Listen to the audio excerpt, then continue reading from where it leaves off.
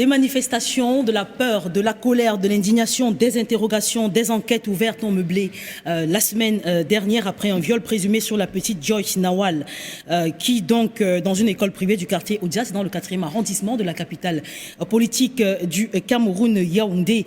La délégation régionale de l'éducation de base du centre a instruit aussitôt une enquête administrative afin d'établir les faits, alors qu'on a également vu une autre enquête qui est actuellement menée par des officiers de la police judiciaire au sujet de cette affaire. Une affaire, comme beaucoup d'autres, qui sont de plus en plus vécues et légion au Cameroun. Des disparitions d'enfants, des viols, des abus de toutes sortes qui nous emmènent ce dimanche à nous poser la question de savoir comment protéger nos enfants face à cette déferlante. Un sujet au menu de ce Dash Talk qui revient également sur la suspension de 700 terminaux annoncés depuis le 25 mai. La mesure a donc été reportée sine die par l'ART. Le régulateur des télécommunications au Cameroun a donc décidé de geler cette annonce qui avait été faite précédemment. Manque de préparation des différents acteurs impliqués dans le processus, abandon définitif ou alors simple ajustement technique de la taxe. De leur côté, les entreprises et justement les associations des consommateurs crient victoire. Téléphone, le dédouanement va-t-il semer la discorde? Bonjour à toutes et à tous et bienvenue dans ce Dash Talk, bienvenue dans cette édition journée de la maman célèbre. Et on a justement une maman sur ce plateau. Dash Talk, c'est parti.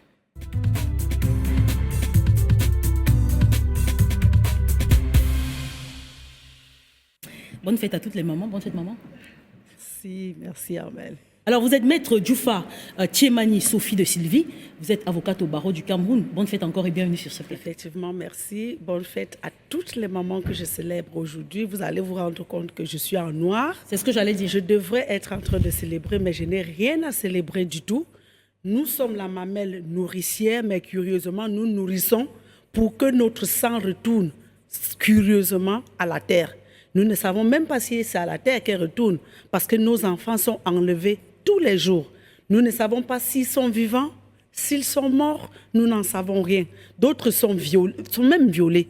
Alors moi, je suis en deuil et je pleure aujourd'hui. Très bien. Toutefois, bonne fête à toutes les mamans. Très bien. Alors, en face de vous, en diagonale, on a le docteur Arnaud Tenkieu. Il est doctorant PhD en sciences du langage et vous avez également détenteur d'un master en sciences de l'information et de la communication. Vous êtes instituteur et vous représentez l'United People's Party sur ce plateau. Bonjour et bon dimanche. Bonjour madame. Bien évidemment, je représente l'United People's Party.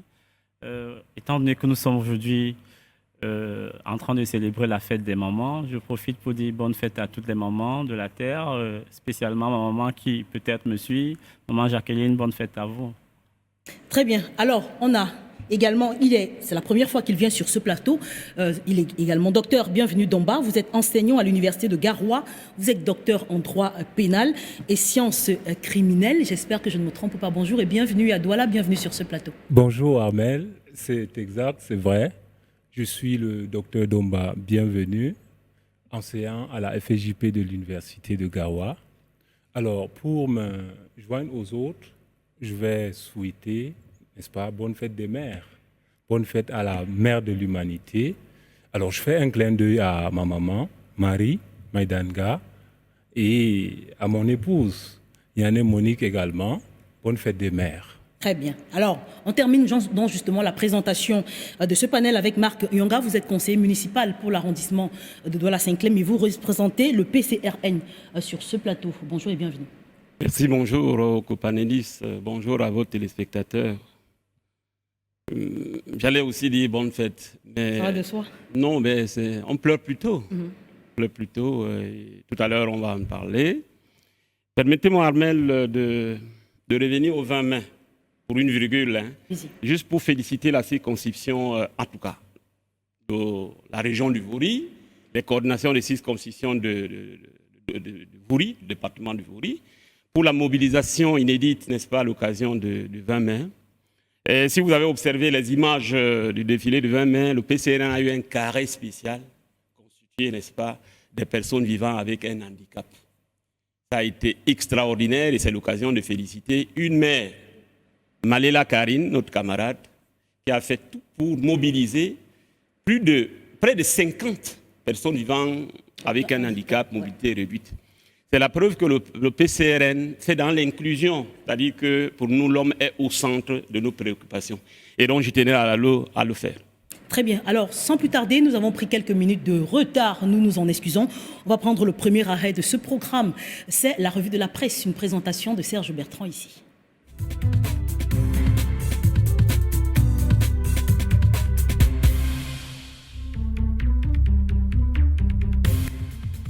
Bonjour. De la nécrologie en ouverture de cette revue des parutions de la semaine. Merci Kavaï. C'est la reconnaissance du quotidien gouvernemental Cameroun Tribune à l'honorable ancien président de l'Assemblée nationale.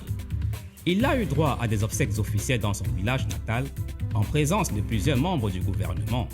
Une reconnaissance suprême de l'État pour la mémoire de Kavaï Yégué Dibril, selon le quotidien Le Drapeau. Des obsèques présidées par son remplaçant le très honorable Théodore Dadwo, représentant personnel du chef de l'État. Le tri hebdomadaire Le Témoin nous informe d'ailleurs qu'il a été élevé à titre posthume à la dignité de grand cordon du mérite camerounais par le porte-parole à ses obsèques de Paul Biya. Et puis baccalauréat de l'enseignement secondaire général, les épreuves écrites se sont déroulées sur l'ensemble du territoire national. Selon le bi-hebdomadaire Le Bien commun, les contrôles de sécurité et les vérifications administratives étaient de rigueur face à l'affluence des candidats. L'œil du Sahel précise à cet effet que le Grand Nord pour cette session 2026 a présenté 24 317 candidats.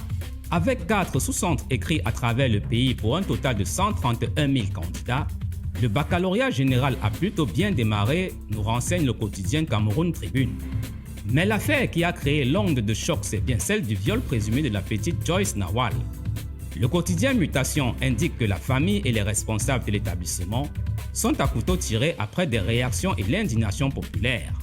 Le quotidien Émergence parle du cri d'une enfance qui secoue actuellement toute la capitale politique Yaoundé.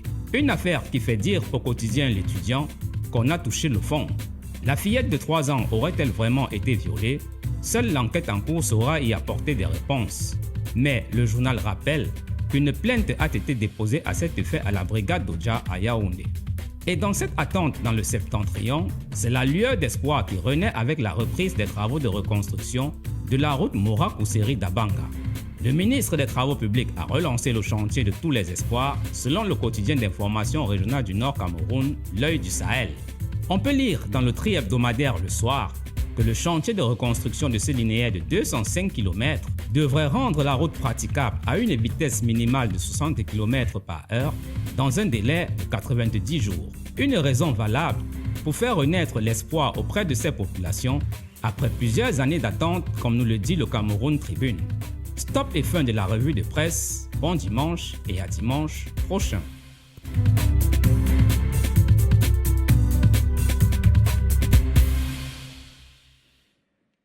Eh bien, nous sommes donc de retour sur ce plateau pour parler justement et véritablement des sujets qui nous amènent ici. On parle de la pédophilie, on parle des violences sexuelles, avec la question de savoir comment est-ce que nous pouvons ou nous devons protéger nos enfants. Alors, Maître Diouf, on revient sur les faits. On a beaucoup d'enfants. Il ne s'agit pas que de la petite qui a été abusée du côté de Yaoundé. On a beaucoup d'autres. On va citer quelques noms ici dans ce programme. On a l'impression qu'au Cameroun, ça devient... Oui, c'est un peu de trop, c'est récurrent, c'est un peu de trop et j'ai comme l'impression que la saignée n'est pas arrêtée. À quand l'arrêt de cette saignée? C'est énorme, c'est trop. Tous les jours, on en parle. Et ça, c'est les cas dont on a connaissance. Qu'en est-il des cas que nous ne connaissons pas? Si vous faites une bonne recherche, vous allez vous rendre compte qu'il y a des familles dans lesquelles il y a des malades. Ces psychopathes, ils sont dans des familles. Et généralement, même, ils sont cachés. Il y a des familles qui savent que tel ou tel oncle peut faire ci. Parce que dans beaucoup de cas, vous allez vous rendre compte, même dans celui qui s'était passé en Banga il n'y a pas très longtemps, je crois que c'était l'année dernière, c'était le tonton, le cousin, qui vit à la maison, qui s'est retrouvé en train de faire ce genre de choses. Donc, ils sont légion et il est important que les familles procèdent à la dénonciation de ces cas. Lorsqu'on prend un bébé de 3 ans, comme la petite Joyce, je ne sais pas, on ne parlerait pas de la pédophilie. Je ne crois pas que ce soit le mot, Amel. Je ne pense pas. Parce que s'il y avait un mot, peut-être devrait-on parler de la bébéphilie. Parce que ce sont des bébés. Les pédophiles, généralement, c'est ce trouble comportemental qui donne la sensation ou alors le désir des enfants qui ne sont pas encore matures d'un certain âge. Mais là, nous parlons des bébés. Peut-être s'agit-il de la bébéphilie. Je ne sais pas ce qui se passe. Je ne sais pas s'il y a quelque chose dans notre ADN ou scientifiquement cela peut être expliqué. Je n'en sais rien, mais c'est quand même de trop. Et moi, je me demande bien si c'est encore la nature qui a créé ce genre de personnes. Est-ce qu'il n'y a pas de réseau ésotérique derrière cette histoire? En tout cas, moi, je m'interroge parce que je me demande bien ce qu'un homme ferait avec un bébé de cet âge. Et moi, je dirais qu'il est important que la justice sévisse. Ces hommes qui ont l'art de s'intéresser aux bébés, les bébés qu'ils ont portés, des bébés qu'ils langent, franchement, il est temps qu'on détruise l'arme du crime. Quand on prend ces gars-là, qu'on les détruise, il est important qu'on le fasse. Alors justement, j'avais une autre question, mais je vais prendre une autre question à Arnaud Tincu, parce que après justement l'explication de Maître Djoufa, on a vu des commentaires sur Facebook notamment, certains hommes bien constitués qui disaient que les parents devraient prendre le soin de bien habiller les enfants. Parce que ces enfants sont l'objet d'excitation et eux, parce que je ne vais pas dire vous, eux, ils ne sont que des hommes et la tentation est trop forte. Madame, vous comprenez déjà le niveau de bassesse de la société dans laquelle nous vivons. Pour que des individus bien censés ou bien censés être normaux puissent réfléchir de la sorte. Oui, la responsabilité parentale peut être quelque part soulevée, mais pas sur ce plan, pas sur le plan vestimentaire. Parce que vous n'allez pas, c'est vrai, on ne va pas empêcher un parent de vêtir son enfant. Qu'est-ce que vous regardez pour qu'un enfant de ce genre vous intéresse? Pour qu'un homme dise qu'il faut bien vêtir, qu'est-ce que vous regardez pour qu'un enfant de ce genre vous intéresse? Ça relève de la démence déjà. C'est l'état de la société camerounaise, disons le malaise, le mal-être, il faut faire une psychanalyse de la société camerounaise. Cette psychanalyse, d'où vient-elle? Puisque si des gens bien constitués qui ont aujourd'hui 20 ans, 30, 40 ans arrivent à penser ainsi de la jeune génération, vous comprenez que ce malaise, ils ont grandi avec.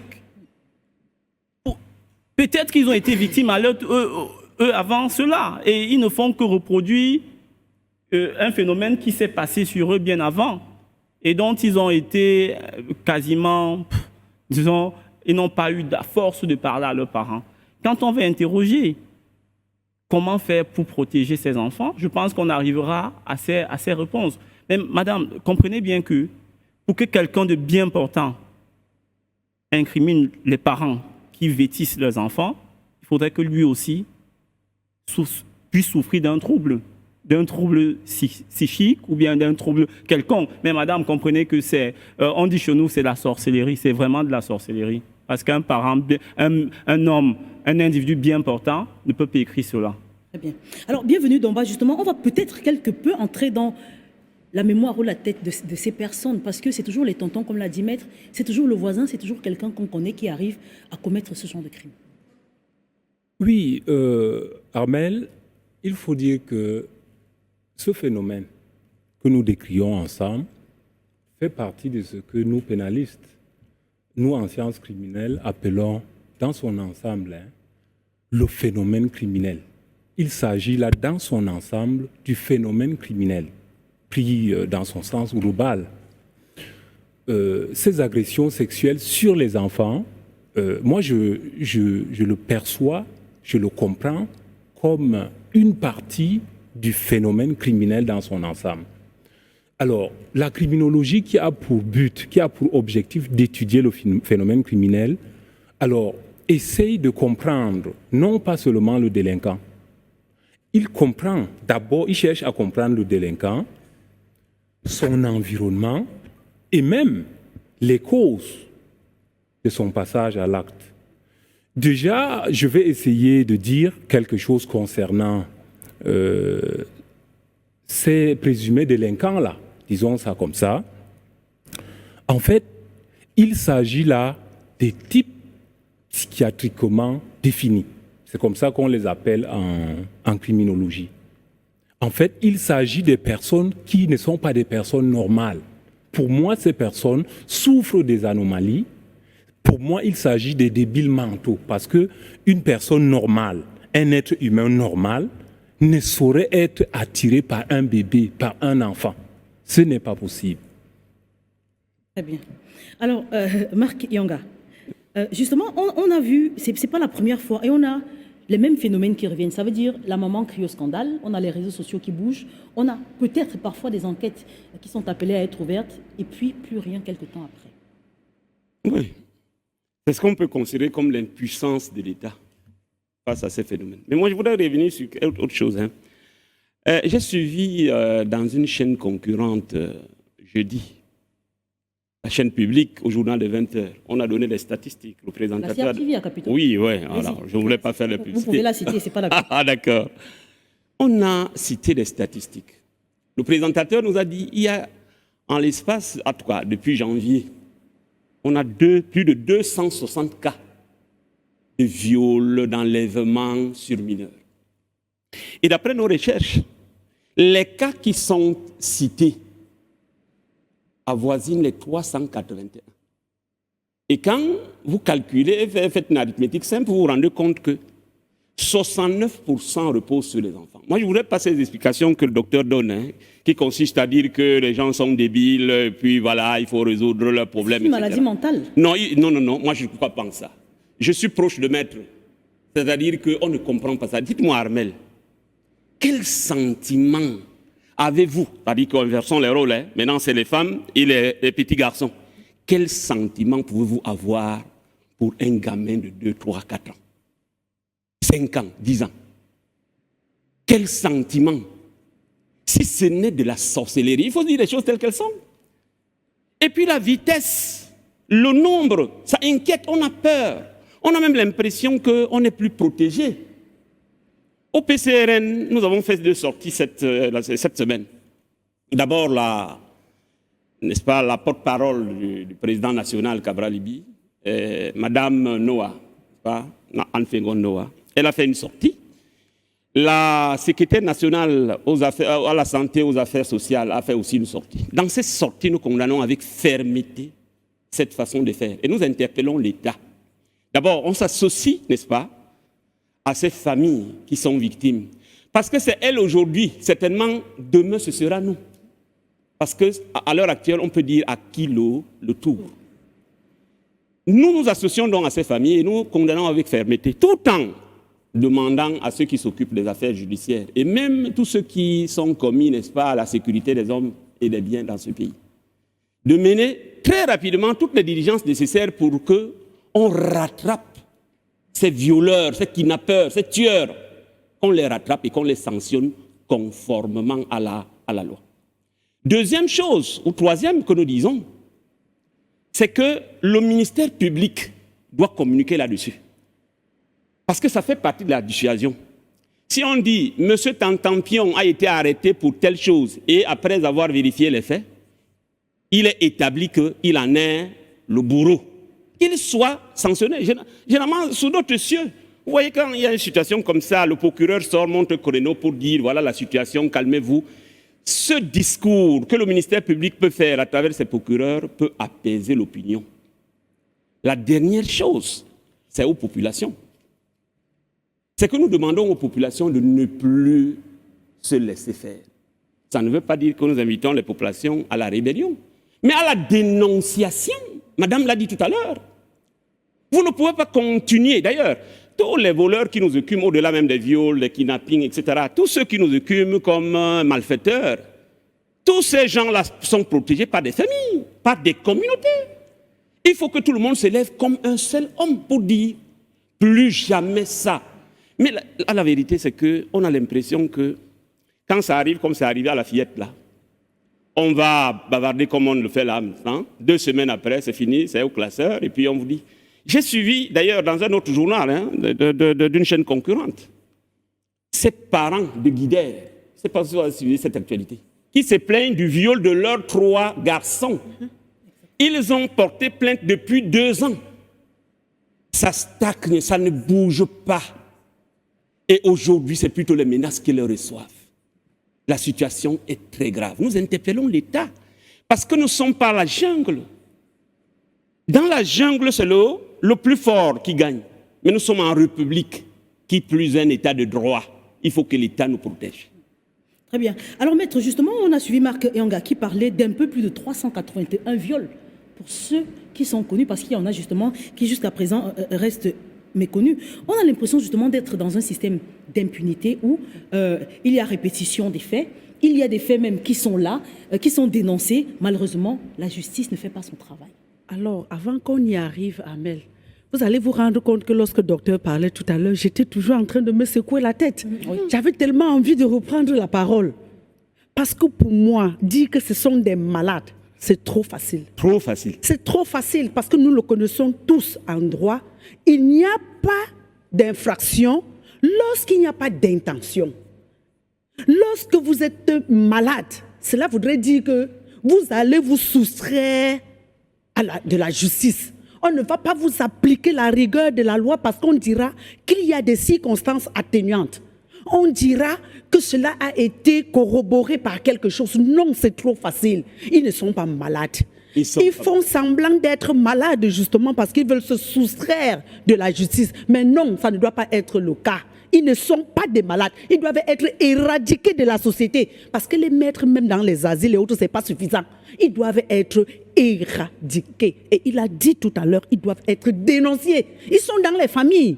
Vous avez vu dernièrement, je crois que c'était l'année dernière, il y a eu un cas à Kribi, où lorsqu'on a parlé du monsieur qui a violé, sodomisé l'enfant Yaoundé pendant plusieurs jours, et jusqu'à ce que mort s'en suive, lui, il était à côté, lui, qui a l'habitude de ces atrocités, était le premier à crier au scandale que non, il fallait qu'on l'arrête, c'est dangereux. Et quelques jours après, on l'a surpris avec l'enfant de la voisine, laquelle voisine lui donnait souvent à manger. Mais c'est terrible, c'est horrible. Et moi, je vais vous dire qu'avant que ce cas n'arrive au public, il y a eu des soupçons, même si parfois on n'en parlait pas. Il y a toujours des soupçons. Il n'y a pas de fumée sans feu. C'est que ça a tellement brûlé cette fois-là que la fumée est sortie par le toit. Donc, on doit procéder à la dénonciation. L'impuissance de l'État. Non, moi je crois que l'État fait d'être impuissant. Rien ne peut dépasser l'État. Si l'État décide de sévir, il va sévir. On dénonce. Qu'est-ce qu'on fait? Le ministère public devrait se saisir, s'auto-saisir de ce genre de situation. On ne devrait pas crier, aller devant l'école se plaindre. Pour que, oui, le sous-préfet, je crois que le sous-préfet est descendu, il était en pleurs, j'ai vu ses larmes. Et ça m'a touché, j'ai été ému de voir un homme qui pleure pour un enfant qui a subi de telles atrocités. Ça m'a ému. Que fait le ministère de la promotion de la femme et de la famille? Les cas se multiplient. Il devrait faire des sorties tous les temps. Il devrait même faire les razzias des médias pour avoir des plages horaires, pour communiquer, pour parler. Dès lors qu'il y a dénonciation, eux-mêmes, ils prennent en charge les enquêtes, les poursuites, s'assurent que les choses se passent suivant les règles de l'art. Vous voyez que cette maman a crié.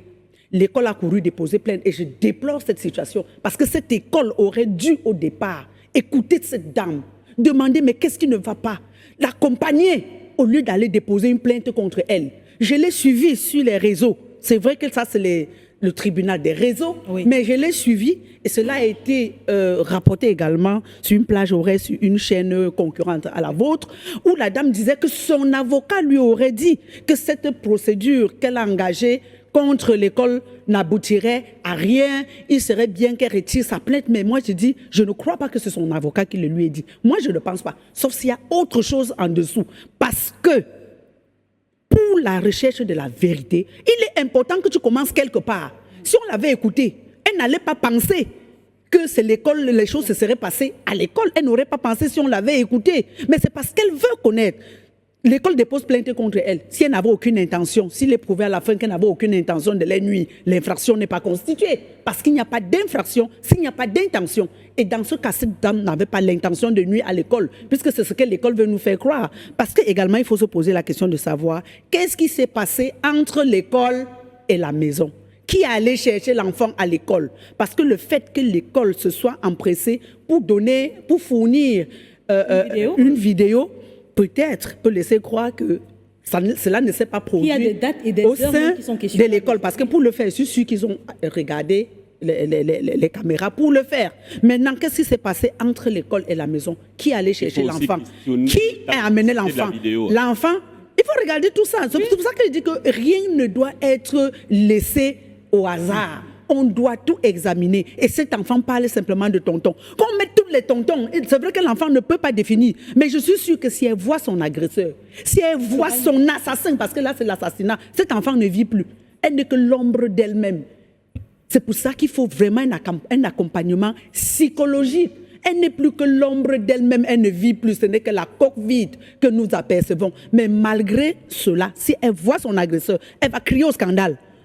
Puisque dès maintenant, elle ne peut pas dire c'est tel tonton exactement. Et pour que l'enfant parle de tonton, ça veut dire que c'est quelqu'un avec qui elle est habituée. C'est quelqu'un qui l'accompagne souvent. C'est quelqu'un avec qui elle rigole tous les jours. Mais elle ne pouvait pas imaginer que tonton pouvait faire ça. Un peu comme l'autre petit de Yaoundé qui allait apprendre chez le père de son camarade. Tonton, tu me fais mal. Papa, tu me fais mal. C'est toujours des gens qu'ils connaissent. C'est pour ça que l'enfant suit tout naturellement. Donc, il est important que la société sévisse, que le ministère public réagisse, que les sanctions soient véritablement appliquées. Il a pris un cas dans le Nord. J'ai suivi ça à une chaîne hier, j'ai eu mal. Ça fait 2 ans. 2 ans. 2 ans. Mais c'est une curiosité.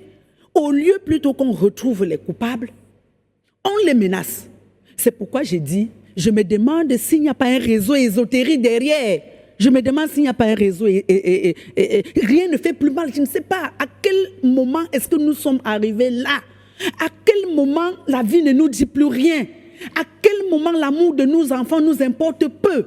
Qu'est-ce qui s'est passé pour qu'on en arrive là? Vraiment, Ahmed, il faut que j'arrête parce que sinon, je pense que je vais dégamer. Très bien, on reviendra justement vers vous. On a vu la ministre de la promotion de la femme et de la famille qui est descendue sur les lieux et a prescrit justement au service présent d'enquêter. Il y a des cellules psychologiques qui ont été mises en charge, installées pour la petite, la famille et les instituteurs. Alors, Arnaud Tienquieux, on a également des dénonciations qui sont arrivées qui demandaient d'exposer les visages des coupables au lieu de le faire avec les visages des enfants, parce qu'on s'est rendu compte qu'on utilisait plutôt les visages des enfants, les victimes, pour présenter justement la victime, mais on ne relayait pas assez les visages des présumés coupables ou des coupables, parce que jusque-là, je vais rester sur le présumé coupable. Et ce message qui arrive et qui parle de la fuite ou de la disparition, il disait que vous avez évoqué la maladie, la démence mentale, ce n'est pas ça, mais ces gens ont l'habitude de fuir et par la suite, la justice ne fait rien pour les rattraper, pourtant ils sont toujours au Cameroun. Tout à fait. Madame, votre question me fait penser qu'il y avait une pensée convergente entre vous et moi. Vous savez, moi j'ai dit d'habitude que je n'arrive pas à comprendre pourquoi les assassins au Cameroun, les violeurs et autres, leurs visages sont toujours floqués à la télé. Mais laissez les visages apparaître, qu'on puisse les identifier dans la rue. Vous protégez des délinquants. Vous protégez des délinquants. Laissez qu'on puisse les identifier. Parce que quand vous faites cela, le lendemain, ils sont dehors, on n'arrive pas à les identifier. Vous ne donnez ni leur nom. Aka, alias, les alias. Après, on n'est pas. Le lendemain, c'est le voisin d'à côté, on n'arrive pas à l'identifier. Laissez la population identifier ces individus. Vous me suivez? Quand les médias, par le biais des pouvoirs publics, demandent à ce pas, je sais que ce sont les pouvoirs publics qui vous interdisent de divulguer. Quand ils vous interdisent de diffuser, d'exposer ces individus, on dirait qu'il y a une forme de complicité. Moi, ça me laisse croire, hein? On connaît comment on fonctionne au Cameroun, ça me laisse penser qu'il y a une forme de complicité. Mais cette complicité, on a déjà trop longtemps supporté.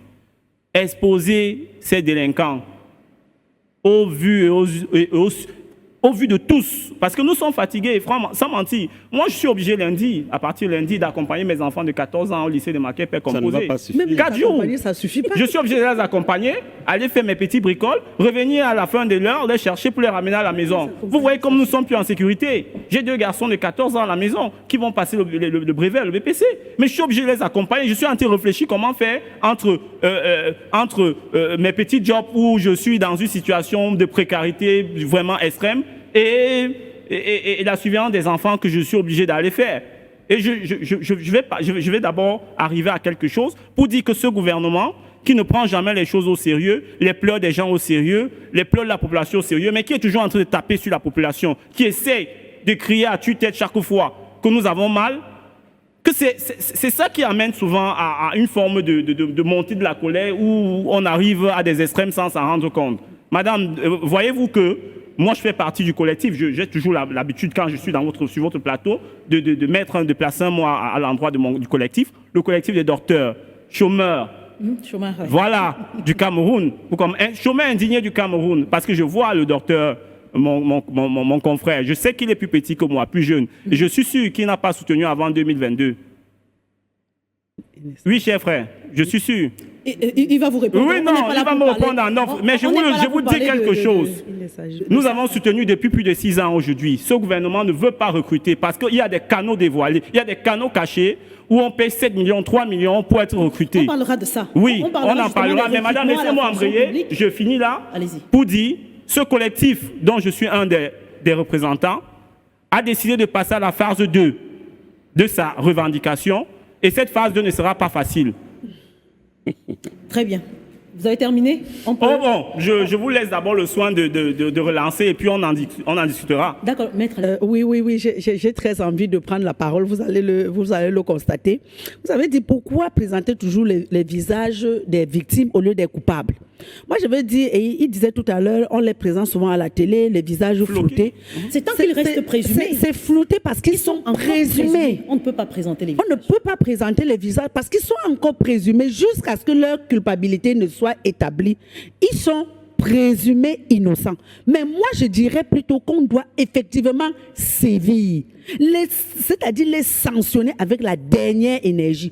Je profite de votre plateau pour féliciter Clarence. Je n'ai pas eu une relation particulière avec elle, mais je suis au loin ses actions.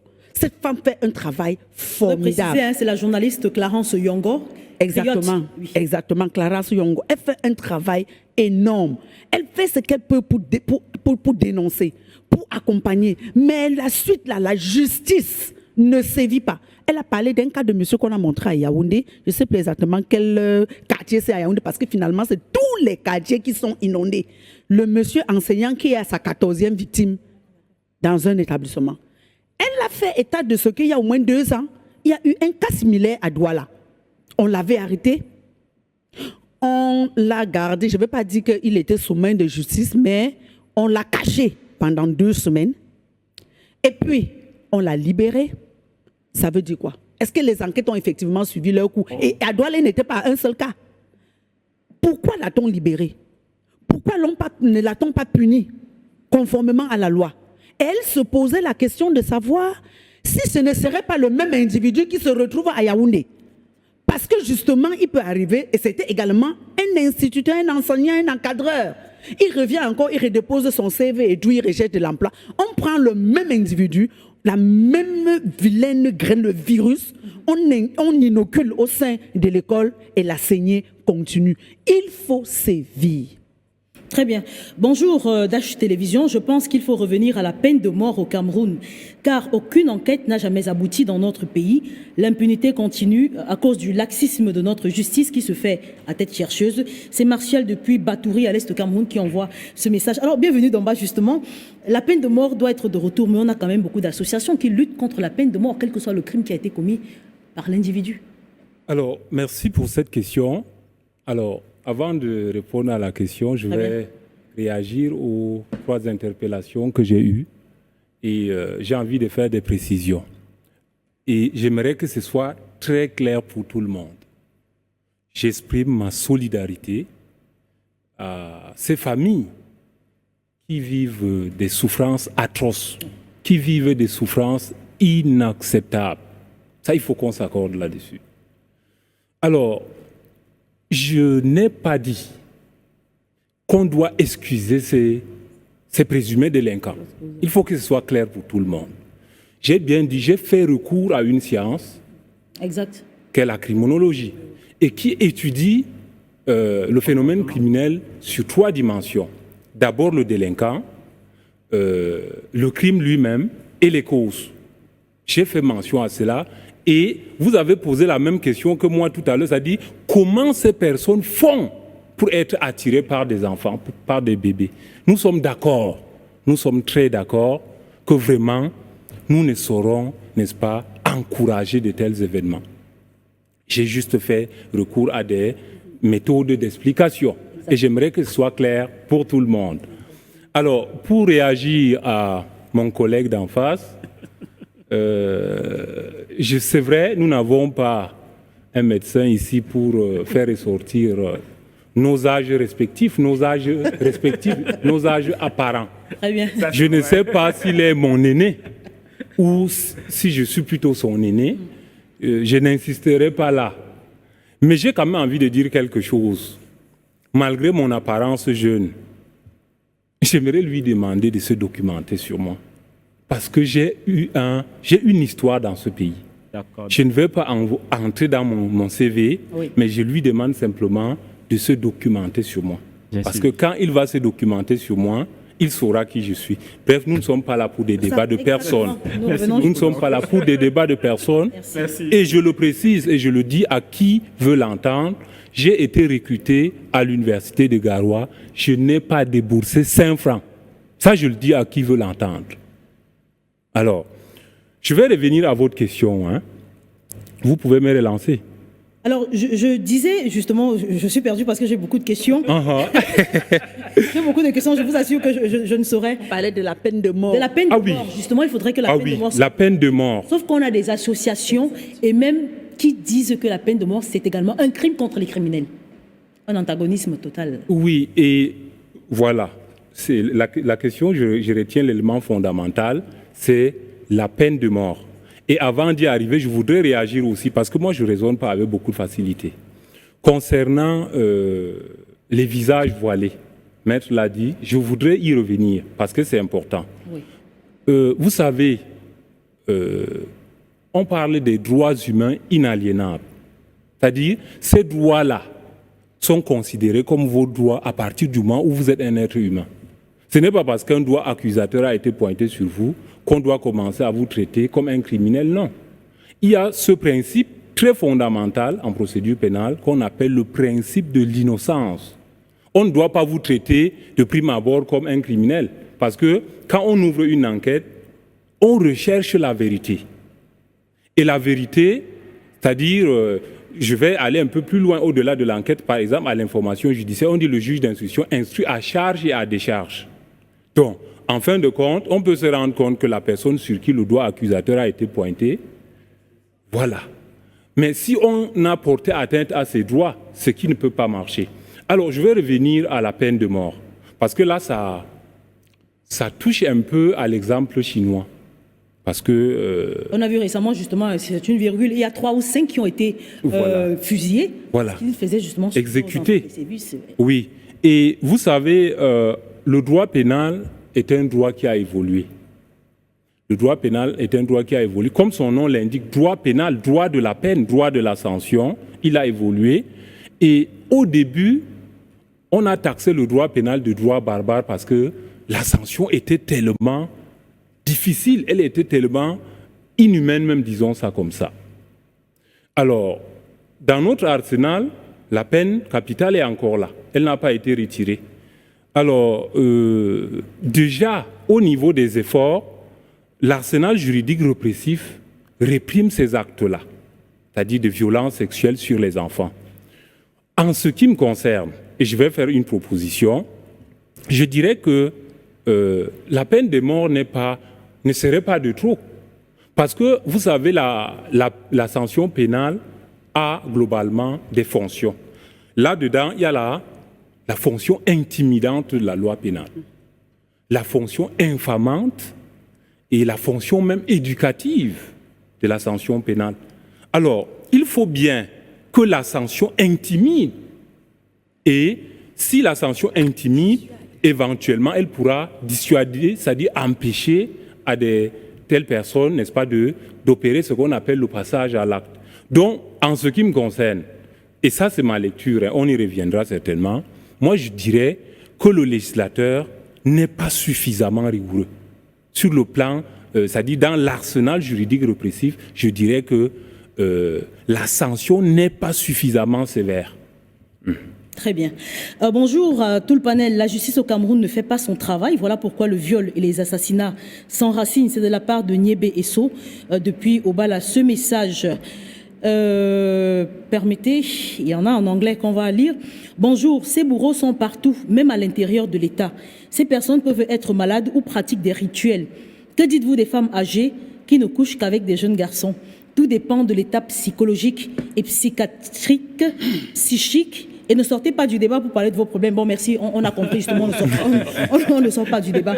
Alors, Marc Yonga, on a quand même vu 2 ministres qui sont descendus sur le terrain, mais d'aucuns, notamment certains analystes, estiment que leur prise de parole n'était pas assez convaincante parce que ce n'est pas la première fois. On a vu des enquêtes justement qui ont été annoncées, mais on a également un message qui est arrivé précédemment qui disait que c'est parce que la population a décidé d'aller en découdre qu'on a vu la sortie des autorités. Oui. Moi-même, j'ai suivi l'intervention du ministre des Enseignements de base à l'école en question. Je n'ai pas apprécié d'un bon œil son intervention. Parce que quand il dit qu'on va sanctionner au cas où il y aurait.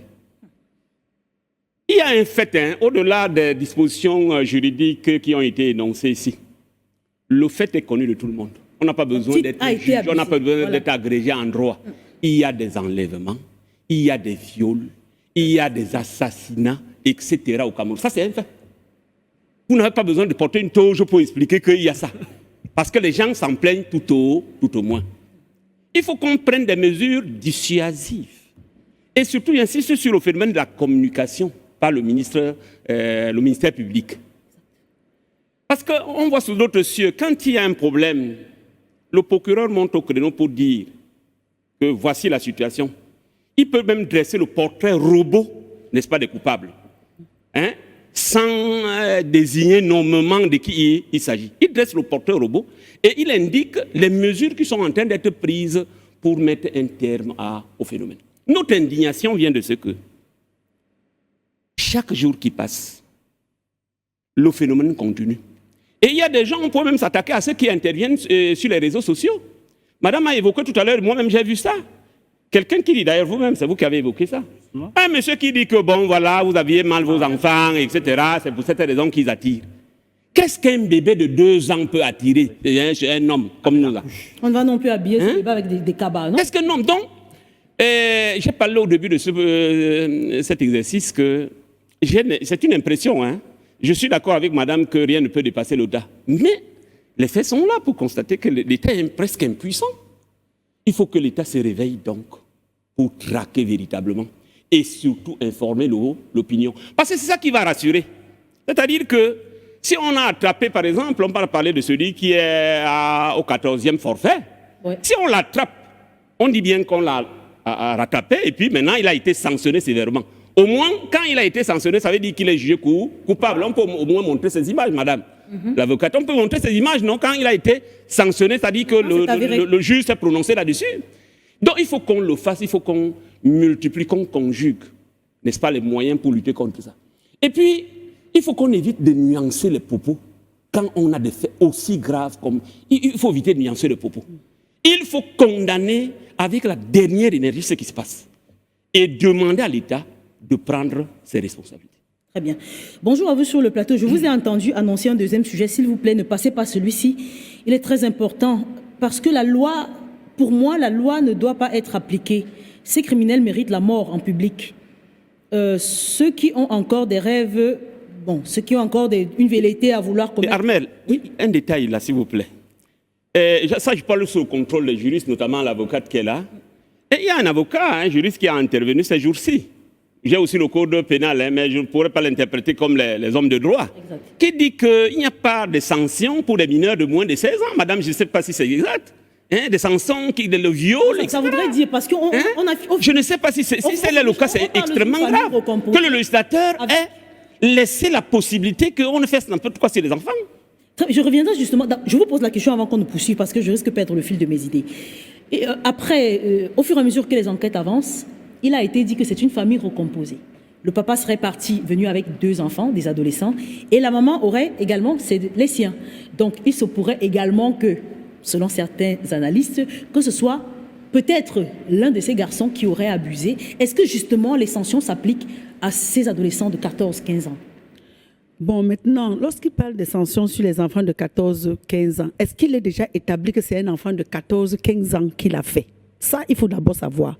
Parce que la justice est encore, les enquêtes sont encore en cours. C'est pourquoi je disais aujourd'hui qu'on ne doit lésiner sur rien et on ne doit rien prendre à la légère.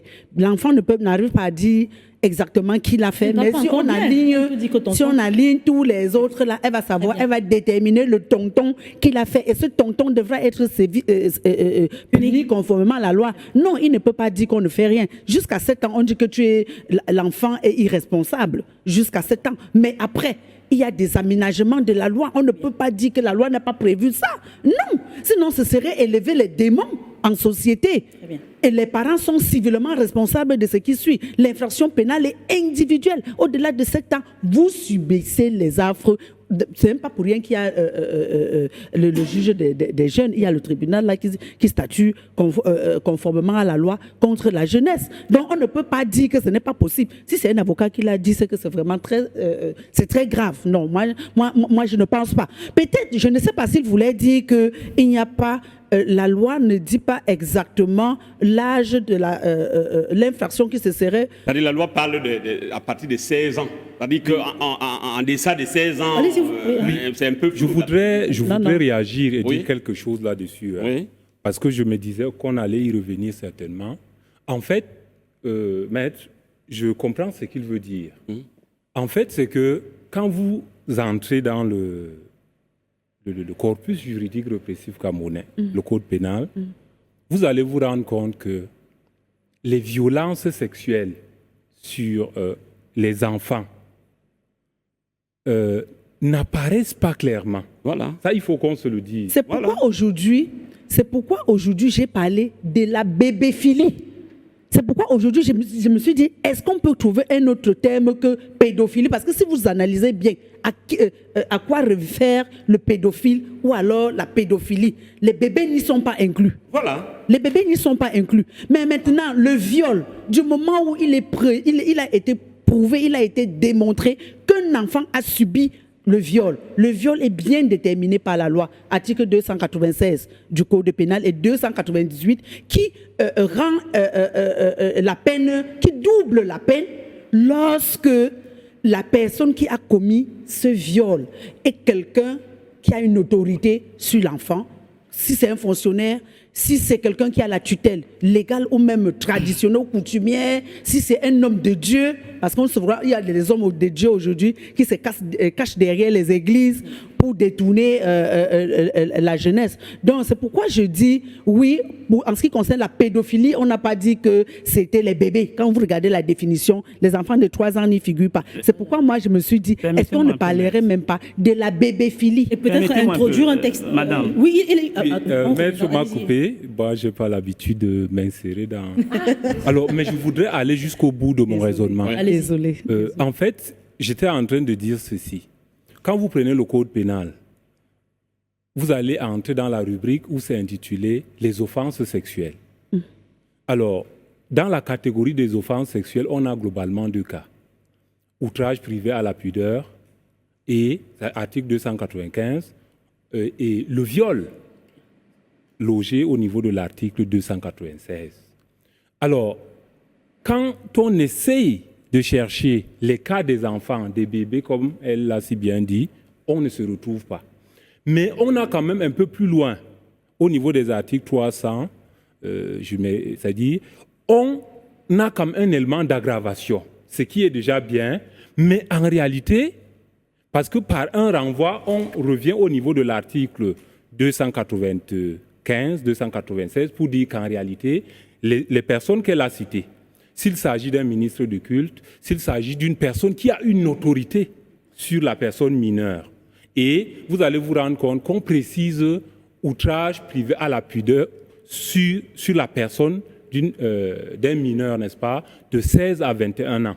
Ce qui fait que le cas des enfants, voilà. J'ai même envie de dire le cas de l'infants, parce que c'est de l'infants qu'il s'agit. Ça dit des enfants qui n'ont même pas encore le discernement, ils n'ont même pas encore la parole. Il s'agit de l'infants. Ça n'apparaît pas. Mais je voudrais quand même dire quelque chose. C'est que la société, elle évolue. On se comprend, non? La société évolue et le droit aussi. Il se pourrait qu'au moment où le législateur mettait sur pied le code pénal camerounais, ce phénomène n'existait pas. On ne va pas sanctionner quelque chose qui n'existe pas. On se comprend, non? Oui, oui. C'est pour ça que tout à l'heure, j'ai préconisé une sanction plus sévère. Et j'ai même envie de dire qu'il faut préciser, il faut une incrimination spéciale, une incrimination précise pour les cas des enfants. Parce qu'on parle des mineurs de 16 à... C'est ça. 21 ans. Moins de 16 ans. Voilà. Mais j'ai envie de dire qu'il faut que le législateur intervienne pour spécifier une incrimination qui va dans le sens de réprimer les viols sur les bébés, les viols sur les enfants, les viols sur l'enfance. Et je propose que la sanction soit la peine capitale. Très bien. Alors, Bien. avant que vous ne continuiez, À noter que, permettez, elle va rebondir. je voudrais ajouter ceci. C'est la seule Oui, sur le plateau. je suis d'accord avec lui qu'on prenne un texte particulier pour les bébés, mais n'oublions pas que jusqu'ici, on met ces bébés dans le contexte de l'article 296, parce que ces bébés sont des mineurs. De 0 jusqu'à ce qu'on ait sa majorité, qu'elle soit pénale ou civile, on est mineur.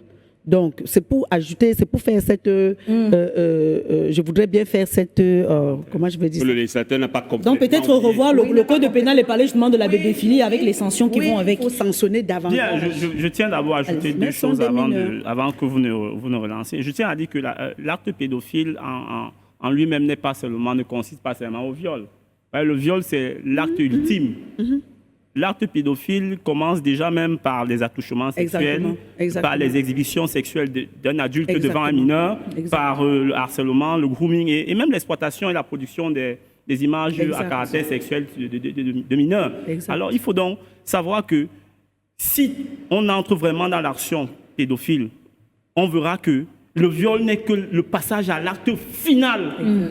Et quand on regarde, on observe bien dans la société camerounaise d'aujourd'hui, si vous allez en détail et que vous essayez même d'observer le déroulement des activités, disons quand vous faites une veille sur Facebook et Internet, vous verrez qu'il y a des gens qui se permettent même de publier des photos assez obscènes, l'un se mettant en relation avec des personnes que l'on peut penser qu'elles sont mineures. Bon, il faut déjà qu'on comprenne qu'aujourd'hui, l'acte pédophile ne consiste pas seulement à violer un mineur, mais également même en l'attouchement, en la publication des contenus jugés assez déplacés de mineurs. Bon, il faudrait bien qu'on fasse attention. L'acte sexuel, c'est le dernier. Très bien. Le dernier. Moi, je dirais, moi, je ne suis pas juriste pour dire ce qu'il faille faire aux pédophiles. On viendra justement c'est sur ce qu'il faut faire et sur ce que prévoit la loi. Je reviens sur ce message. La prison n'est pas une solution. La solution, c'est de les tuer et publiquement. S'il est permis de donner publiquement le nom du présumé coupable, qu'est-ce qui empêcherait bien de présenter son visage ? À mon avis, le nom et le visage doivent être liés, d'autant que les journalistes préciseront leur présomption d'innocence. Non, c'est pas comme ça. C'est pas ce que prévoit la loi. On ne peut pas mettre les visages des gens dont la culpabilité n'a pas été prouvée. Voilà. Parce que si justement on mettait ces visages et qu'après ils sont déclarés innocents, ils pourraient être tués ou subir des atrocités. Pourtant, c'est des personnes qui sont innocentes. Bonjour, tous ces criminels sont très bien normaux. Que le docteur, je ne sais pas lequel, 2 éléments d'après mon analyse sont à l'origine de la croissance des crimes qu'on traverse. 1. Les familles qui ne veulent pas exposer les membres. 2. Le pouvoir public. Aujourd'hui, tu as raison, mais avec ta raison, l'argent englobe tout et tu perds ta raison. Proposition. Je propose qu'au Cameroun, la population commence à s'auto-juger. 2. Que chaque criminel arrêté soit traité en public jusqu'à la mort. En plein poste, pour le cas de Yaoundé, il précise cet enseignant. Malheureusement, on ne prend pas d'appel. Envoyez des messages, s'il vous plaît. Pour moi, si tu as tué, on doit te tuer. Si tu as coupé la main, on te coupe aussi la main. Donc la loi du talion doit être appliquée. C'est Vincent depuis Yaoundé qui envoie ce message. Alors justement, Marc Ianga, il y a quelqu'un qui a dit qu'il a l'impression que le législateur au Cameroun est endormi parce que, vous l'avez dit sur le plateau, quand on établissait cette loi, il n'y avait peut-être pas ces cas de bébéphilie dont parle le maître. C'est un message qui est arrivé. On a l'impression que le législateur... Mais tu as convoqué ici l'article 289, c'est ça? Non, mais on disait que c'était assez léger comme peine. C'était assez léger, donc il faudrait qu'on ait une loi précise qui encadre justement le viol sur les bébés. Alors le message parle des législateurs qui doivent être endormis au Cameroun parce que ça fait des années on parle de viol sur mineurs, ils ne se sont pas assis. Alors est-ce qu'aujourd'hui il est impératif que soit revu le code pénal camerounais? Très bien. Le docteur l'a dit tout à l'heure, la société évolue. les textes qui encadrent, n'est-ce pas, l'évolution de cette société doivent aussi être revus. Donc, tout à fait normal pour qu'il y ait des précisions, pour qu'il n'y ait pas d'interprétation. Parce que tout à l'heure, bon, il faut interpréter pour comprendre, pour éviter donc l'interprétation. D'ailleurs, nous avons souvent coutume de dire que nul n'est censé ignorer la loi. Mon interprétation, c'est que la loi doit être tellement claire pour que celui qui sait lire et écrire, on n'a pas dit que celui qui est agrégé, que celui qui sait lire et écrire la comprenne. Donc, il est bon de revoir le code pénal. Surtout dans ces dispositions qui caractérisent les nouvelles évolutions, les évolutions négatives de la société. Il faut les sanctionner. Ce que je voudrais ajouter, c'est que, vous voyez, on accuse les magistrats, on accuse même les policiers, on accuse ces forces de l'ordre. Je ne suis pas leur avocat ici, mais c'est souvent le politique qui s'immisce dans le travail de ces gens-là. Et c'est-à-dire que ça détruit complètement le sens à donner au travail de ces gens-là, ces personnels du service public. Le juge a besoin de dire le droit, mais il reçoit un coup de fil. Il lui dit que... J'ai suivi un magistrat qui disait qu'il déplorait le fait qu'il n'y a pas d'avancement parce que le Conseil supérieur de la magistrature ne se tient pas. Oui. Il disait qu'il est dans la précarité. Quand vous sortez, vous avez à peine 200 000 francs de salaire qu'on vous donne. Et quand vous étiez à l'ENAM, vous étiez simplement un jeune garçon ou une jeune fille là qui n'avait pas de responsabilité. Au sortir de là, vous avez femme et enfants et puis les 200 000 francs ne suffisent plus. Vous êtes tenté à recevoir de l'argent venant des autres. Les magistrats, les policiers et gendarmes, je ne dis pas tous, mais il faut reconnaître qu'ils travaillent, sauf qu'ils sont inféodés par la politique. Ici, on s'adresse aux politiques. C'est les politiques qui doivent permettre que les choses évoluent. Et pour le cas d'espèce, on est en droit de dire que l'État est impuissant. Pourtant, l'État a tous les outils nécessaires pour montrer ses muscles. Le problème, c'est que la politique, la corruption même, il faut ajouter, la corruption a fragilisé, n'est-ce pas, tous les services de l'État. C'est ça la situation qu'on a. Et donc, il faut nécessairement que les choses évoluent, c'est-à-dire qu'on soit beaucoup plus sévère. Et je suis d'accord avec le docteur qui dit que lui, il est pour la peine de mort pour ce genre de cas. Quand c'est établi, parce que tout à l'heure, on a convoqué la vindicte populaire, attention. Bien. Quelqu'un peut t'attraper là, il suffit de dire que tel a violé tel, et puis on te tue, n'est-ce pas, c'est pas bon. Il faut qu'on laisse les services dédiés à cet effet faire leur travail. Mais tout ce qu'on demande, c'est que l'État cesse de s'immiscer dans ce travail-là, qui est un travail extrêmement délicat, qui demande même beaucoup de courage. On dit que le juge d'après les textes, mais aussi en son âme et conscience. Qu'on donne la possibilité à ces gens-là de faire leur travail véritablement. Très bien. Tous les messages demandent qu'on ne passe pas au deuxième sujet. Je pense qu'on va rester sur le premier sujet parce qu'il est important. Et au vu des messages qui sont en train d'arriver... C'est très important. On y arrivera certainement. Mais il ne nous reste plus que 30 minutes, c'est ça? Oui, il faut qu'on parle. Bonjour à vous sur le plateau. On ne doit pas perdre le temps avec ces bandits. On doit les tuer. Pour moi, c'est Melvin depuis Douala. Vous perdez trop de temps avec cela. Bonjour à vous sur le plateau. Nous ne savons pas si l'État a fixé un quota de viol à atteindre avant de réagir. Face à la multiplication de ces actes odieux qui sévissent dans notre pays, le silence des autorités devient de plus en plus difficile à comprendre. Que faut-il encore attendre pour renforcer les sanctions et appliquer avec la plus grande fermeté les lois en vigueur contre les auteurs de ces crimes? Chaque jour, de nouvelles victimes sont signalées, alors que l'inquiétude et l'indignation grandissent au sein de la population. Il est urgent que des mesures concrètes, fermes et efficaces soient prises pour protéger les citoyens, prévenir justement ces crimes et garantir que leurs auteurs répondent pleinement de leurs actes devant la justice. Trop c'est trop, la sécurité, l'intégrité physique et la dignité de chaque citoyen doivent être une priorité nationale. Alors, Maître Djoufa, on a un numéro vert qui a été instauré depuis justement qu'on se rend compte, que l'État se rend compte qu'il y a une multiplication du nombre, quoi qu'il parle d'une dizaine de cas. On a des associations qui parlent de plus de 400 viols qui ont été répertoriés. On a donc ce numéro vert. Mais est-ce que ce numéro vert peut justement aider aujourd'hui? Parce que ça va exploser. On a plus de 400 cas depuis janvier. La solution, ce n'est pas seulement le numéro vert, mais ce qu'on en fait de ce numéro vert. Il a dit aujourd'hui, on va sur les réseaux sociaux, on crie.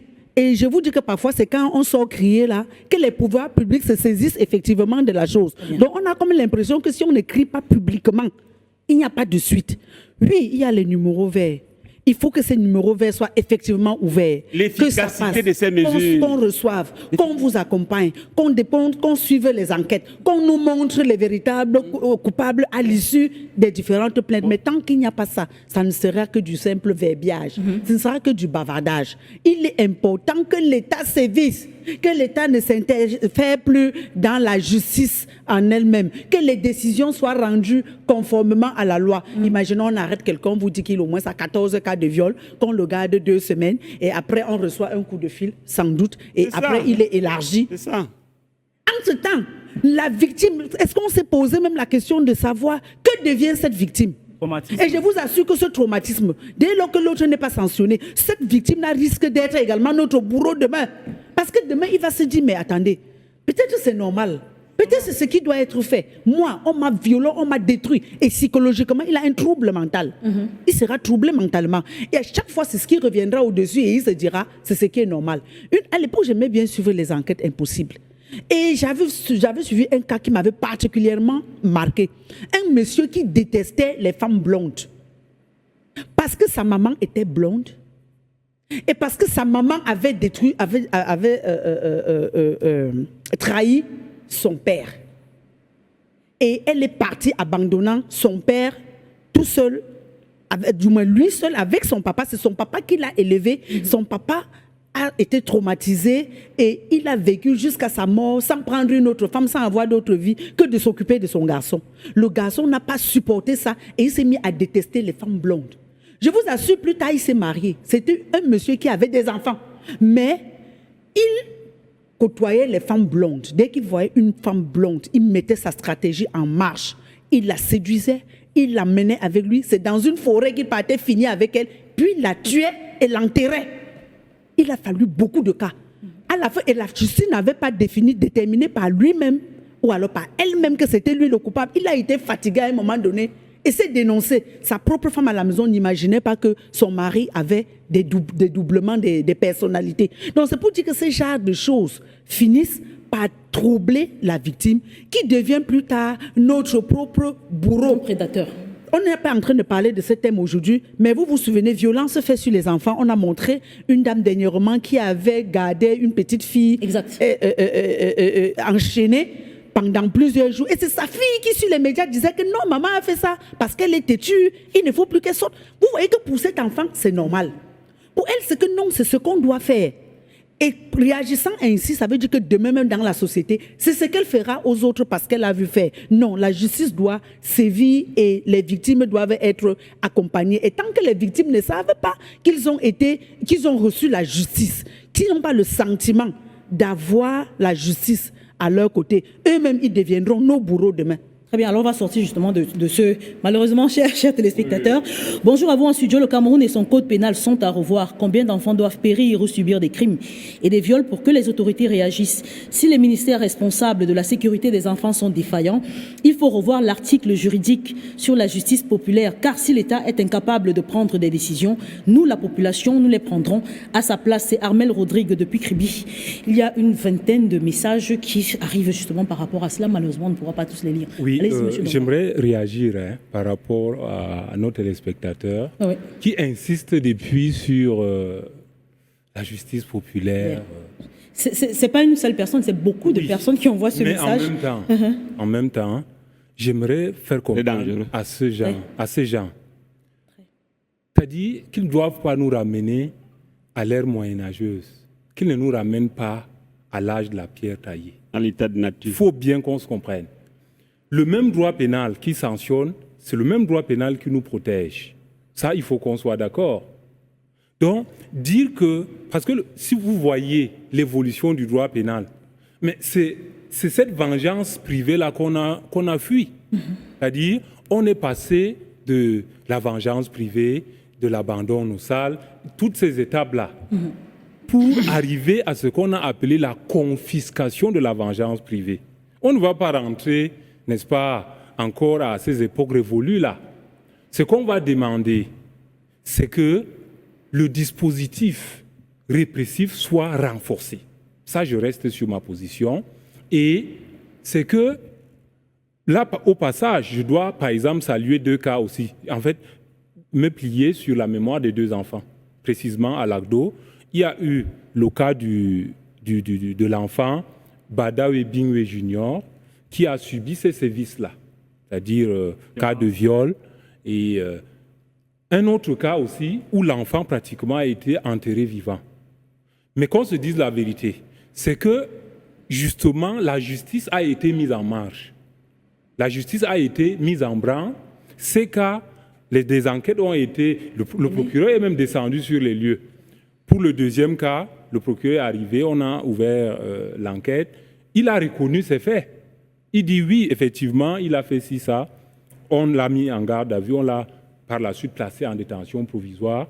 Il a reconnu, c'est-à-dire ses forfaits. Mais malheureusement pour lui, après quelques jours passés en détention provisoire, il a rendu l'âme. Donc, au passage, disons que le cas de bébé Mathis, le cas de bébé Joyce, il y a d'autres cas comme ça dans l'arrière-pays. Bon, à ma connaissance, je ne dirais pas que la justice ne fait pas son travail. Du moins, parce que tous les cas que moi j'ai, je sais quand même que la justice a été mise en marche et le temps de la justice n'est pas aussi notre temps. Donc, ce qu'on va dire sûrement, en criminologue, je dirais que il y a sûrement des cas qui tombent dans ce qu'on appelle les chiffres noirs, c'est-à-dire des cas qui n'ont sûrement pas été dénoncés.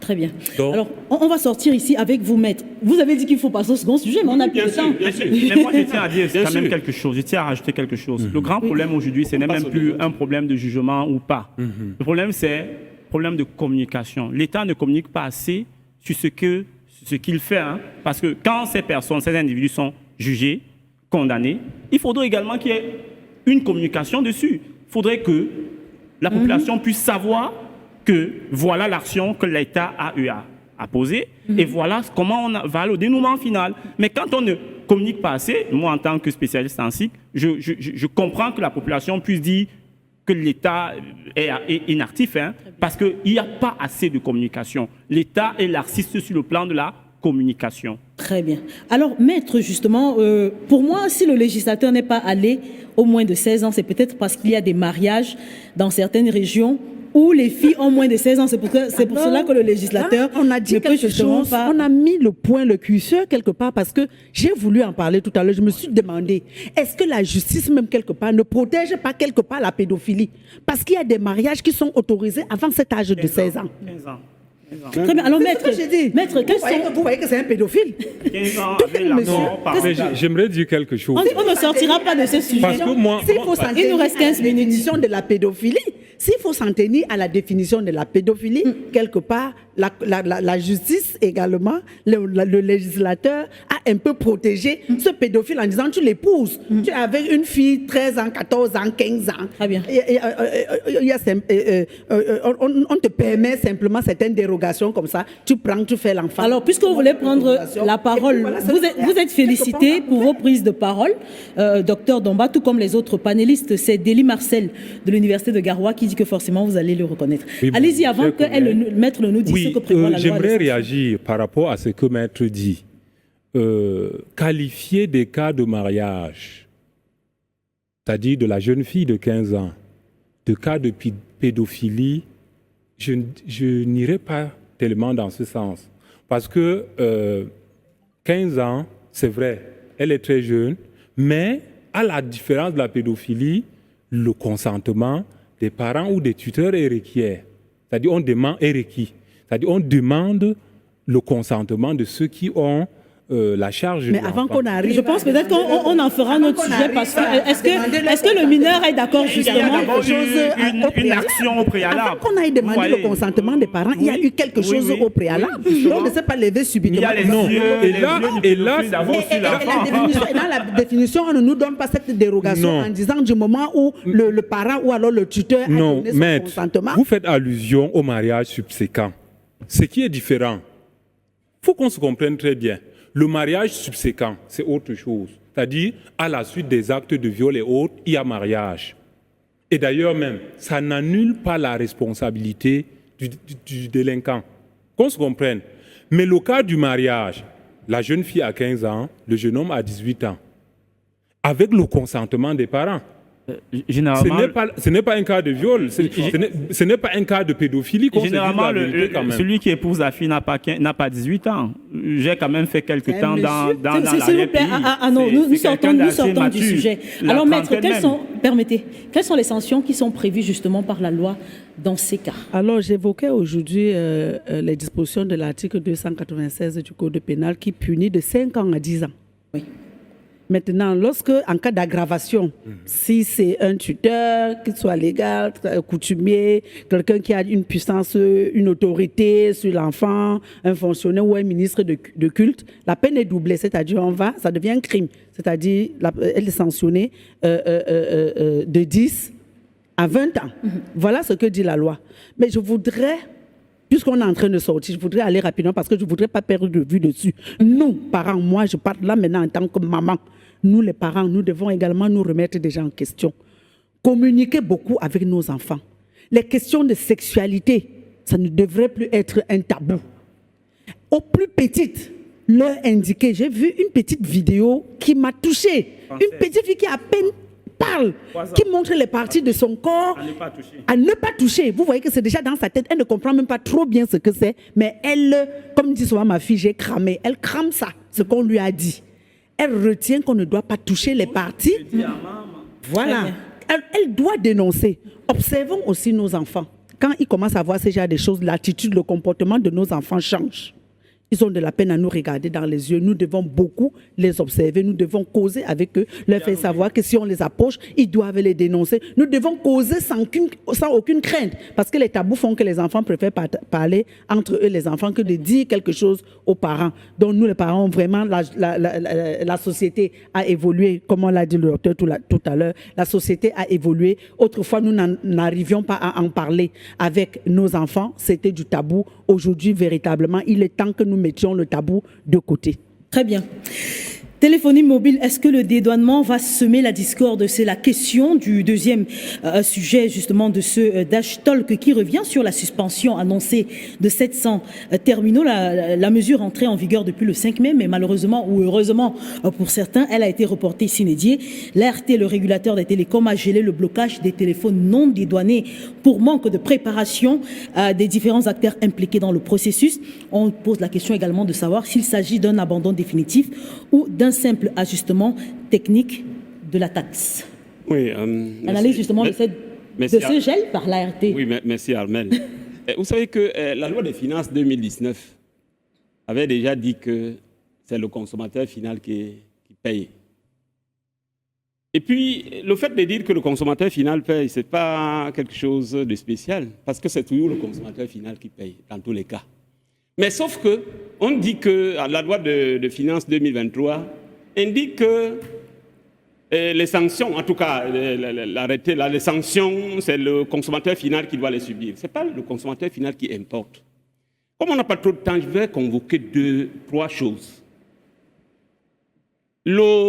L'État a besoin d'argent, ce qui est normal. L'État sait comment il faut faire pour avoir de l'argent, mais l'État ne le fait pas. Première chose, la contrebande. Comment ces téléphones atterrissent-ils au pays? La contrebande, pour nos téléspectateurs, c'est l'entrée frauduleuse des marchandises dans un territoire. C'est ça la contrebande. Alors, comment on réussit à faire prospérer la contrebande? Et vous savez que c'est un fléau, la contrebande. Première chose, ça fait perdre de l'argent. Les statistiques actuelles indiquent que l'État perd 100 milliards. Milliards, oui, peut-être plus. Chaque année pour la contrebande. Mais il n'y a pas que cet argent qu'on perd. Deuxième chose, ça détruit l'économie. Allez voir nos producteurs locaux qui sont en règle par rapport à la fiscalité. Ils sont envahis par ce que les juristes appellent la concurrence déloyale. C'est-à-dire que les gars font entrer, par exemple, ces téléphones, puisqu'on en parle, sans payer les droits de douane, et ça atterrit ici. Eux, ils sont enclins de les vendre moins cher par rapport à ceux qui sont en règle. Et ça détruit les... C'est-à-dire qu'il y a des effets dominos sur l'économie, ça détruit les emplois. Deuxième chose sur le plan sanitaire. Tous les médicaments qui nous tuent, la nourriture, tout ce qu'on a refusé de vendre ailleurs, tout ce qui est même périmé. Est-ce que vous savez que dans certains de nos marchés, les gens enlèvent les dates. Oui. Ils changent de date, c'est-à-dire qu'ils ramassent tout ça, On n'a rien compris. pratiquement à 0 francs. Ils viennent ici, ils changent. Mais c'est tout par la contrebande parce qu'ils refusent de passer par des voies normales où il y a le contrôle phytosanitaire. Ça détruit la santé des Camerounais. Ça déconstruit l'économie. Mais vous savez pourquoi la contrebande prospère? Parce que nous ne réussissons pas justement à contrôler nos frontières. Mais pire, c'est parce qu'il y a la corruption. Il y a certains agents publics, je ne vais pas dire tous, qui doivent leur prospérité grâce, je vais dire ça, grâce à la contrebande, parce qu'ils facilitent, c'est eux les facilitateurs. Ils protègent. Moi, j'ai vu des gens, par exemple, au marché Congo, qui vous disent, nous voilà là, on suffoque, on n'arrive pas à vendre. Mais quand on va, parce qu'eux, ils dénoncent, ils dénoncent auprès du ministère du Commerce. Quand ils dénoncent, les gars ne font absolument rien. Ça veut dire qu'ils les protègent. Donc, ça détruit l'économie, la corruption qui est là-dedans. Il y a un autre phénomène, le troisième, que je vais évoquer ici pour permettre que les autres parlent. C'est cette histoire d'exonération. Il faut que tout le monde paye. Parce que quand on vous dit que non, vous pouvez rentrer avec 2 téléphones, 3 téléphones, il y a des gens qui voyagent 3 fois par semaine, hein, avec femmes et enfants. Hein. Donc tout le monde peut avoir 3 téléphones, etc. Et puis la boutique est pleine quelques semaines après. Il faut que tout le monde paye. Mais quand on ouvre une brèche, on dit exonération, tout le monde s'y engouffre. Souvenez-vous de l'histoire de la FECAFOOT. Les gens ont dit que comme la FECAFOOT faisait entrer des choses avec des exonérations, beaucoup d'opérateurs économiques sont passés par là pour faire entrer des marchandises sans payer. La solution à ça, c'est que tout le monde paye et que l'État sanctionne sévèrement ces agents qui sont véreux, qui font prospérer la contrebande, à travers la corruption. Très bien. Justement, docteur Tenkieu, il y a la Fondation camerounaise des consommateurs, la FOCACO, qui a exprimé sa profonde satisfaction justement après le blocus par l'ART justement de cette mesure qui a été prise notamment par le ministère des Finances. On dit ici qu'on n'était pas prêt et ce n'est pas normal que le consommateur final paye. Madame, qui va accepter de payer pour quelque chose dont il n'est pas responsable? C'est ça d'abord le problème. Ces individus savent qui sont ceux qui font entrer cela. Ils ne doivent pas imputer la charge au consommateur final. Ils le savent, ils savent très bien. Il faut parfois qu'on arrête de prendre le Camerounais pour l'idiot dans la chose. Le Camerounais n'est pas si idiot. On parle de 700 téléphones, oui. Ces 700 téléphones se sont volatilisés pour arriver sur le territoire. 700 000. 700 000. Oui, 700 000 000 téléphones. Oui. Ça a marché comme ça, là, dans les cieux, là. C'est arrivé dans les mains des personnes, là. On connaît, tout le monde a une facture, hein. Même s'il n'a pas la facture du téléphone qu'il a acheté, il connaît à qui il a acheté ce téléphone.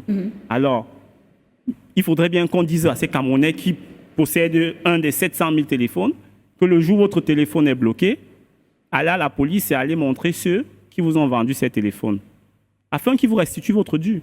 C'est simple. Mais le consommateur final ne peut pas empathier pour celui qui est venu avec frauduleusement. Non. Une fois qu'on va décider de suspendre ces téléphones, il faudrait qu'on mette également des mesures en place pour que ceux-là, qui n'ont été que des consommateurs finaux, qui puissent entrer en possession de leur dû, ça veut dire de leur argent ou bien de leur téléphone. Sinon, il faudrait que l'État les accompagne à récupérer ce qui les est de droit. Non, madame. Très bien.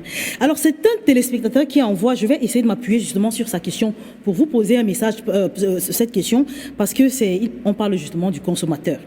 Alors, maître, on a quand même 700 000 terminaux qui devraient subir les affres de la loi des finances qui a été 2025. Mais pourtant, on se pose la question de savoir comment 700 000 personnes ont acheté 700 000 téléphones qui n'étaient pas inscrits alors que la mesure avait été annoncée plusieurs mois auparavant. Donc, on a l'impression qu'il n'y a pas des outils de mesure qui avaient été mis en place pour être sûr qu'effectivement, c'était 700 000 téléphones qui devaient être suspendus. Et l'opérateur, comme tel l'a très bien dit, que mais vous êtes en train de prendre la mesure là. Moi, je ne sais pas comment faire pour honorer ça, hein, parce que techniquement, technologiquement, nous ne sommes pas prêts. Donc, nous mettons en quelque sorte la charrue avant les bœufs. Non, avant de décider de prendre une décision, on doit prendre toutes les parties prenantes. On doit regarder qu'est-ce que nous avons, quels sont les enjeux. Nous disposons de quoi pour faire quoi. On ne prend pas une décision avant de se demander comment on l'applique. Il a dit tout à l'heure que tout le monde doit payer. Pour moi, dire que le dernier consommateur paye, c'est payer 2 fois. Parce que lorsque nous achetons ce produit, que fait celui qui vend sur le marché? Il introduit dans le prix de ce produit-là, le prix final, toutes les charges qu'il a subies. Il introduit tout ça, il applique tout ça sur les téléphones avant de les vendre. Donc, si on dit qu'au moment, après les avoir achetés, vous devez encore payer les taxes dessus, ça veut dire que nous payons 2 fois. Ce qu'on doit faire, c'est aller au début. C'est aller voir ces personnes qui font entrer ces téléphones et on doit pouvoir les contrôler. La contrebande, si on prend l'exemple des plastiques, le papier plastique, on a interdit la vente depuis longtemps. Mais tous les jours, les gars courent sur les marchés pour attraper les pauvres petits consommateurs, ramasser leurs produits et verser et détruire, alors qu'on sait où on peut aller saisir et sévir. Très bien. Alors, oui, on a terminé. Merci, la technique. On voit. Alors, bienvenue Domba. Je vous pose à vous la question de sortie. Il y a un téléspectateur qui dit que là-dessus, on se rend compte qu'on est obligé de s'industrialiser. Pourtant, et malheureusement, on se rend au Cameroun que rien n'est fait justement pour qu'il y ait une industrialisation au Cameroun. Ces téléphones, nous sommes en mesure de les fabriquer. Malheureusement, l'État gèle tout, même l'intellect des Camerounais. On n'arrive à rien faire. Alors, je vais réagir d'abord à la question principale, pour dire qu'en réalité, il s'agit là d'une mesure contraignante. C'est-à-dire, ça a toujours existé, mais sauf que les Camerounais, il faut aussi le dire, aiment fonctionner dans l'informel. Ils l'ont évoqué tout à l'heure, c'est-à-dire on se pose la question de savoir comment autant de téléphones se sont retrouvés là, comme ça. En fait, c'est que les gens n'aiment pas payer à l'État ce qu'ils doivent payer. Donc, tout de suite, les gens se retrouvent. C'est pour ça que, de manière globale, on peut parler de la fuite devant l'impôt, même si techniquement, il ne s'agit pas directement de l'impôt. Bon, ça interpelle justement, puisqu'il s'agit des importations qui viennent de l'extérieur. On peut l'admettre, si c'est que nous-mêmes, nous donnons les capacités d'être développés à un niveau où nous pouvons produire Made in Cameroun sur place, ce serait l'idéal. Vraiment, c'est quelque chose que moi j'encourage. Et si ça peut arriver. Juste une question, et peut-être pour finir, parce que je m'en voudrais de ne pas faire un clin d'œil à ma jeunesse. Vous sortez de Garoua, allez-y. Oui, je sors de... Le plateau vous appartient. Oui, et la route qui est très longue. Et je voudrais bien faire un clin d'œil aux jeunes de mon arrondissement, l'arrondissement de Pori, et mon village natal, Saouchaï. J'aimerais également faire un clin d'œil à l'arrondissement de Ngaoundéré 3e, qui m'a adopté et qui a fait de moi celui que je suis devenu. Très bien. Et bien chaque fois que vous passez à Douala, n'oubliez pas, on vous invitera sur ce plateau. Merci pour votre intellect. Vous avez Merci, madame. 30 secondes. Et je voudrais rassurer madame que je n'ai pas demandé que le consommateur paye 2 fois. J'ai dit qu'il n'y ait plus d'exonération, que tout le monde paye. La vérité, c'est que dans la chaîne, il n'y a que le consommateur qui paye. Parce que celui qui, le fournisseur, l'intermédiaire du commerce, il paye ce qu'on appelle, par exemple pour la TVA, ce qu'on appelle la TVA déductible. C'est-à-dire qu'on va lui rembourser ça. Quand il vend, il collecte la TVA qu'on appelle la TVA collectée. Et la différence, c'est ce qu'on appelle la TVA qu'il paye maintenant à l'État. Le véritable problème, c'est que c'est le consommateur qui paye tout, toujours. On ne peut pas demander au consommateur, n'est-ce pas, de suivre des affres de quelqu'un qui a frauduleusement fait entrer les marchandises au Cameroun. On dit que c'est le consommateur qui paye. Merci à vous, Marc Yonga. Merci, maître. Merci. On espère justement qu'on refera cela. Merci à vous, chers téléspectateurs et chers auditeurs, parce que l'émission est également retransmise en direct sur Dash Radio. Merci à vous. Bon dimanche et très bonne fête des mères à toutes les mamans du Cameroun.